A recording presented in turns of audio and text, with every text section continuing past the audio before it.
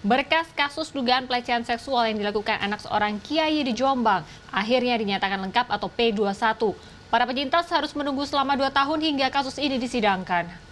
Puluhan aktivis di Kabupaten Kejaksaan Tinggi Jawa Timur akhirnya menyatakan kasus yang menjerat anak seorang kiai berinisial MSAT ini lengkap dalam hal formil dan material, sehingga siap dilimpahkan ke pengadilan. Dikutip dari cnnindonesia.com, Kepala Seksi Penerangan Hukum Kajati Jawa Timur, Fatur Rohman mengungkapkan, berkas dinyatakan P21. Saat ini, Kejaksaan menunggu tahapan selanjutnya, yakni penyerahan berkas perkara dan tersangka MSAT. Pelecehan seksual yang diduga dilakukan MSAT terhadap seorang santri ini terjadi pada 2019. Kasus tersebut pertama kali ditangani Polres Jombang, tetapi berjalan lambat. MSAT tak pernah sekalipun memenuhi panggilan polisi. Meski menyandang status tersangka sejak Desember 2019, ia tak juga ditahan. Kasus ini kemudian ditarik Polda Jawa Timur. Namun polisi selalu gagal menangkap pelaku karena adanya perlawanan dari pendukungnya.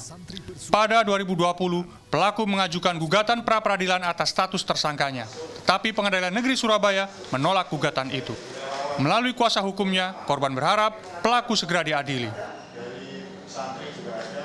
Harapannya sih dari P21 ini kami selaku kuasa hukum nanti akan mengirimkan surat permohonan penahanan terhadap tersangka agar tidak menghilangkan bukti juga, biar tidak juga menghilangkan istilahnya masuk dalam daftar pencarian kan gitu. Takutnya nanti melarikan diri atau gimana gitu.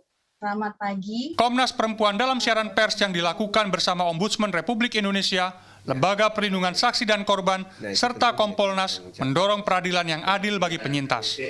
Diakui, ada relasi kuasa mengingat kuatnya pengaruh keluarga pelaku karena berstatus tokoh agama sekaligus pemilik pondok pesantren di Jombang.